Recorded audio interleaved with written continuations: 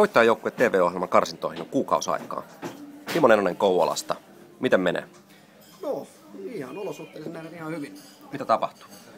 No, lauantaina tuli tietoon, että olen sivuutettu perustamastani joukkueesta.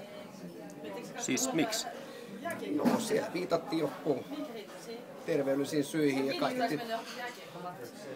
Lähinnä viitattiin tuohon ongelmiin näön kanssa tai jonkun muun, että Siis onko tämä lähinäkö gate?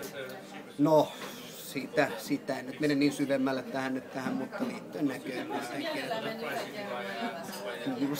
Jos nyt jätkät nyt ekaksi joku, niin sitten yrittäisi juosta alle 2 tuntiin ton puolimaratonin, joka itsellään nyt menee siihen 1,5 tuntiin, niin sit voidaan alkaa puhua näistä niin terveydellisistä ongelmista.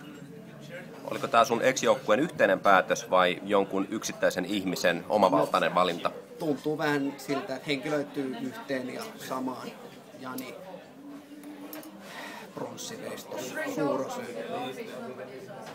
Miten nyt sitten tästä eteenpäin? Onhan tuo aika kova isku. No kyllä, se nyt on erittäin kova isku. Kuitenkin se tekee sellaiset jätkät, joilla nyt ei ole mitään merittää itsellään. Mutta ei tästä. Kasataan taas mieska kokonaiseksi ja tullaan vahvempana takaisin. Eli Suomen mestaruutta kohti. No, mä voin Jani sulle sanoa, että toivottavasti nähdään vielä karsinnoissa. Kouvolassa nähdään. Kouvolassa nähdään.